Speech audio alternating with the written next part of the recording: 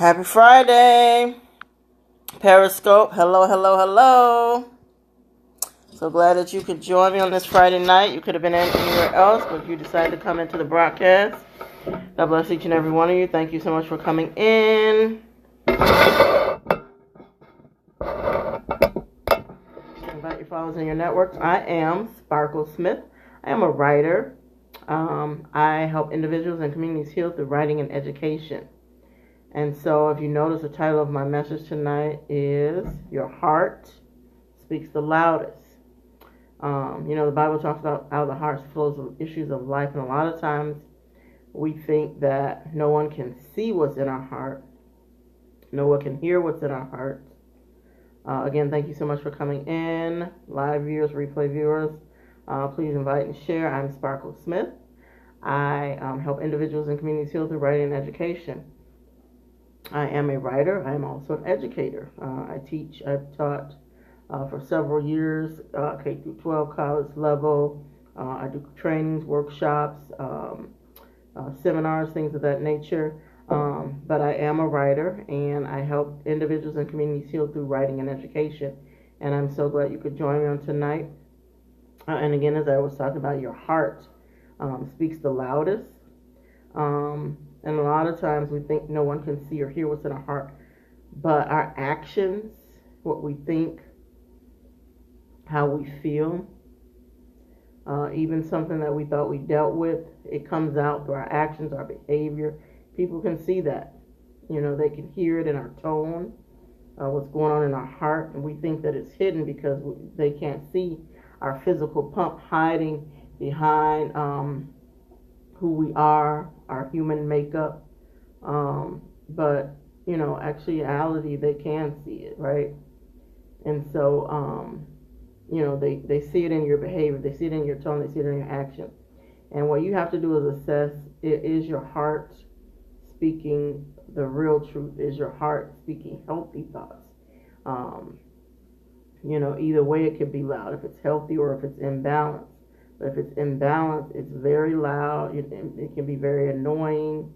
How some people, they may say their nerves are bad. They can't deal with a baby hollering for too long, or they can't deal with loud noises. It just irritates them. And so oftentimes that is with a person who has a toxic behavior, toxic attitude. Whatever they're seeping off, it gets loud and it gets uncomfortable for a person. But thank you so much for coming in. Invite your followers in your networks. I'm Sparkle Smith. I'm a writer. I help individuals and communities heal through writing and education. So glad you could join me. And I'm just talking about your heart. Your heart speaks the loudest, louder than any pitch or tone of your voice, louder than any sound that you can think of, because it's seeping off the essence of who you are. And if that essence has not been healed, if it's not balanced, if it's not whole, if it's speaking from a wounded place, speaking from a hopeless place, speaking from a fearful place, then often compromise can get in there and cause issues in relationships. It can cause character flaws that other people don't want to have to engage with you, and it's not a good place to be. You may say, well, I didn't get here on my own. I'm just a victim of circumstances, trials of life. The trials of life can be very, very hefty, let me tell you. However, there has to be a desire, an inner desire to want to have the courage to get past where you are.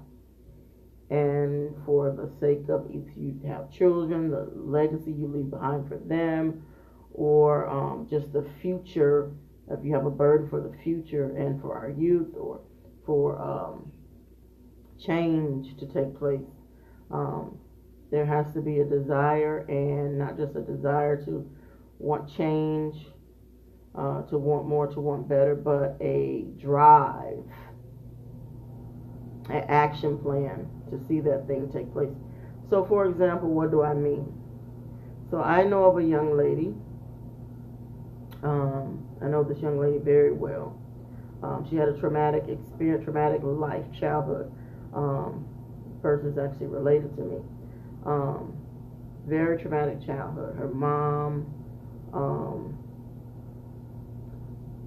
just had just exposed her to different experiences in life, right? And so she vowed to never be like her mom, because her mom was very,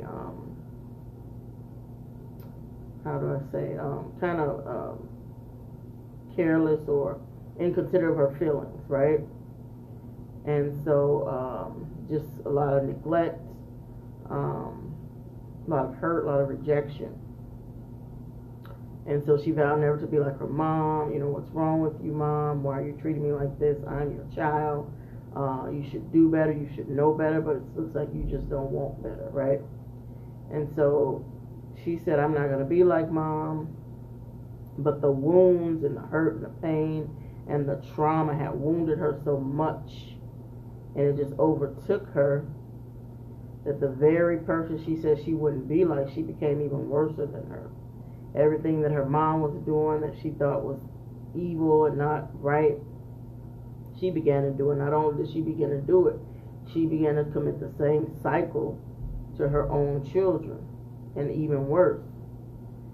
And so you say to yourself, how does a person get there? I mean, they vow to never be like this person. I know people who have been in abusive relationships abusive homes where the stepfather or father beat the mom, and they say to themselves, I vow to never be like this person.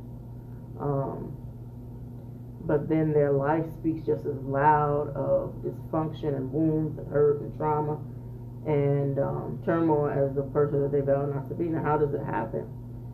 Do they just say, okay, forget it, I break my vow, this seems like fun, I think I want to do what mom or dad or stepdad did, and, you know, forget not doing it and doing what's right?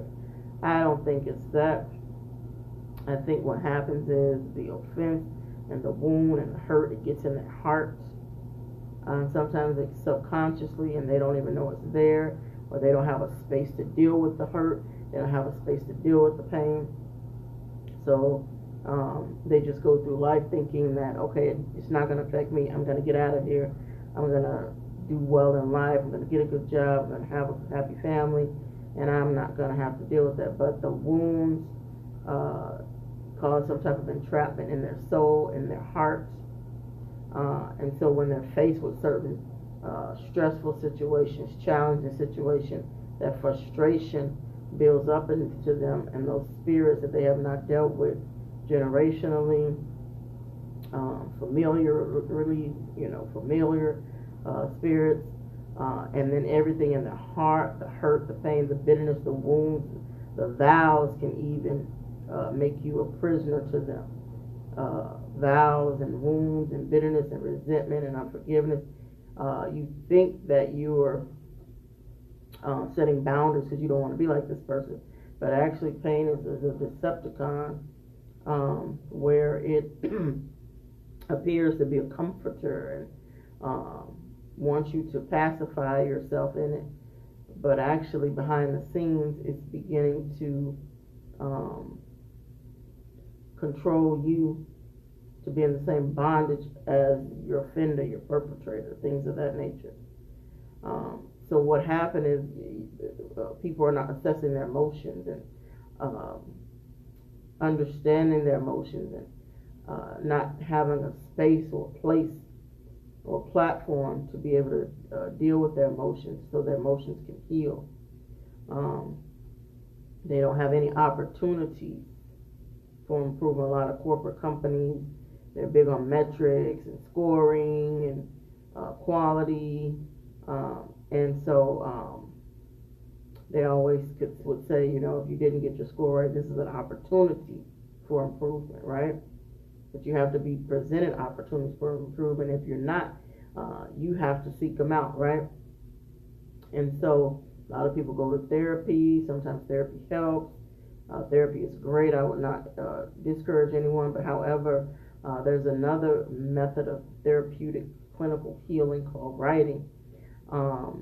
And Writing is much cheaper, less expensive, and I think writing is different and unique because it gives you an opportunity to have a pen and a piece of paper, and you begin to write, and if you guide it correctly, you can write and express and understand what you're feeling, why you're feeling this way.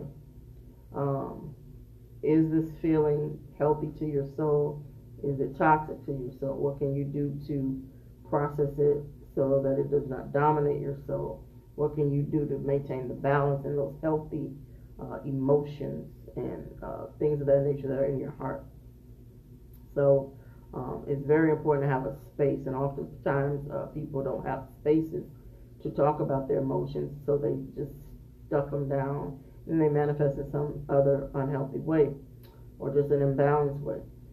And oftentimes they are afraid to deal with their emotions because maybe from childhood, early childhood development, it says that the child's brain, the framework, is not fully developed, but from 0 to 5, the actually foundation framework of the brain is established, right? So if it's established from 0 to 5 early childhood, then a lot of the behaviors and framework that you've been guided by is going to influence your life as you mature on. So, for example, if a child is 2 or 3 and they hurt themselves, or they got a spanking and they're crying and it hurts and they're just crying, poor soul, poor baby, and then mom or grandma whose nerves aren't that good, or they just don't want to hear all the hollering, they say, dry those tears up, shut it up, shut it down. Suck it up, be quiet, dry them tears up. And then they just dry it up out of fear that they're going to get another spanking, out of fear of retaliation, and it just becomes a mechanism of survival. And those emotions have not been dealt with, and you wonder why people deal with this or don't deal with this or can't cope with this, or challenged by that. And it's because they don't have a space to heal or express their emotions. They don't even feel like they have a right. Their right may have been taken away when they were a child. It may not just be because they fear they got spanked. They may have just been in a household where they don't express their emotions. That was taboo. That's something they don't do. It's something that seems uncivilized. And there's also a saying that I heard growing up, and even my parents and their parents would say that adults would say coming up, children should be seen and not heard. And so that's one of the worst things that you could do to a child. Especially what that conveys is, your story does not, your story is not more important than the adult story. If a child's been abused mentally, physically, emotionally, even sexually, and you say that to them, you're suppressing who they are, and then they don't have a space to even tell what's going on, and they have all those emotional things that's going on and no place to process them. And then, if they deal with something in life later on, you think, oh, it's just because of them, or it's just because, that's just life in general. But how about it could be the parents, out of, God bless them, ignorance, not knowing that could affect their child, and just a lack of knowledge. The Bible says, "My people perish for lack of knowledge." The parents sorely lack the knowledge that this could hinder my child, this could affect my child, this could just have them making inner vows that they solidify. Okay, I don't have a right. What I say don't matter. If somebody abuses me or do something to me, then my parents are not going to believe me anyway. So that's just how I'm going to deal with it, and they don't deal with it. And then you got this person who either becomes alcoholic or addict, just different things, different addictions. No one addiction is better than the other, but just different addictions that are not right, that are unhealthy, that are toxic. And, they may never have the grace or the courage to take that thing by the horn and wrestle that thing, because they may not have a directional platform. But I want to encourage you today that you don't have to go through that. And I want to encourage you today, if you know someone that's going through that, they don't have to deal with that. Because if you go to look at the link on my bio, bit.ly/planning to heal, or you go to bit.ly/web to heal. You go there, you copy and paste it. You will direct you to sign into my information, my website, and to sign up for the webinar. I'm sorry, not web. Sign up for the webinar. Upon signing up, you'll get a free worksheet. But if you sign up for the webinar, I have a webinar coming up March 15th called Planning to Heal. And in this webinar, we will go over the importance of writing, what writing means from a scriptural background, how it's important in life. You know, people say the power of the pen. If someone wants to establish a relationship, a business, financial relationship, and they want to make sure that their agreement is in place and it stands, they put it in writing, right? So there's the power of the pen. And so you control the power of the pen, and you can even control your destiny as far as your healing, deliverance, being able to express yourself, not walking in fear of expressing yourself, understanding those areas that you need to confront in a healthy way in order to gain control over your emotions in a healthy, balanced way, and a way of freedom that can help you mentally, emotionally, physically, spiritually. There's a doctor who indicated that he told his patients 4 days a week, 15 minutes a day, any emotional challenges and struggles and things that they're dealing with, to write in detail about that issue. And these his clients begin to see health issues dissipate. They became healthier, their immune system was strengthened, they got better grades, and in many areas and facets of their life begin to get better because of the writing process of writing about their emotions. And, and it's a way of processing the emotions, it's a way of healing, it's a way of deliverance. And not only that, in this webinar, I'm going to teach you not only how to express them, have a platform, not to walk in fear to express them, understanding how to express them, but also how to allow the healing process in your emotions to be able to help you to understand how to think better, how to even be better in accomplishing goals. Because a lot of times we set out goals, financial, business goals, lifelong goals, just different goals, weight loss goals, any various goal you can think of, and a lot of times they're roadblocks, but they're emotional roadblocks. And we say, oh, I don't have time, oh, I'm so busy, oh, this, and that. But the reality of it is, those are challenges, and they're going to come and go. But we have to be healed and well and whole, and not driven by the wind and tossed when the challenges come. And the only way we can do that, if we understand who we are and understand how we can be our best self.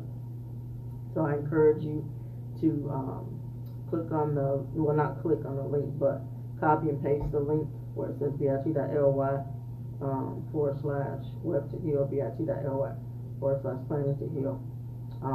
It will change your life and change the life of someone else. And I'll have more details to come, and I'll be on later. But I just want to encourage you and pray for you if you're dealing with those type of things that I talked about, that you get the courage to desire change, desire healing. Thank you for coming on the broadcast. I'm Sparkle Smith. I'm a writer. Thank you for the heart. I help you and those you serve, individuals and communities, heal through writing and education. I encourage you to put yourself first. Love yourself in a way, because it says that, even loving God and your neighbor, says love the Lord thy God with all thy heart and love thy neighbor as thyself. So, but if you don't understand who you are, and you're just moving through life through the roles you play, the job title you got, the this, the that, and you don't really understand the core being of who you are, the essence of who you are, then it'll be very difficult to even be your best you or be your best self. It takes healing. It takes emotional understanding of who you are, how to balance yourself out. So I do encourage you to go to the link bit.ly/web2heal. Sign up for the webinar. It will change your life and the lives of someone that you may know that may be going through emotional roadblocks and things of that nature. That they need to, they're desiring the courage to change or don't know how to. I encourage you to sign up. I will talk to you later. God bless. Have a good night. You take care. Again, I'm Sparkle Smith. I help individuals and communities heal through writing and education. I was talking about healing. Your heart makes the loudest sound. Um, Sometimes we may not say anything and we think that we're hiding who we are, how we feel, that no one sees it. But they can see it by your tone of voice. They can see it by the words that you speak. And so your heart will speak louder than than the loudest voice ever. Your heart will speak that way, especially if you haven't dealt with toxic emotions, and if you may have come from an environment growing up where children were taught to be seen and not heard, or maybe your family, you grew up in an environment where they just didn't.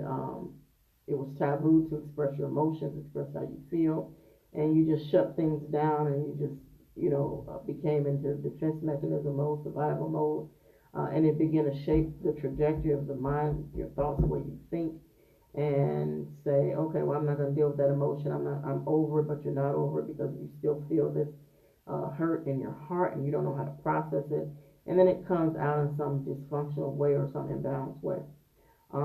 Therapy is helpful. A type of therapy is a writing therapy.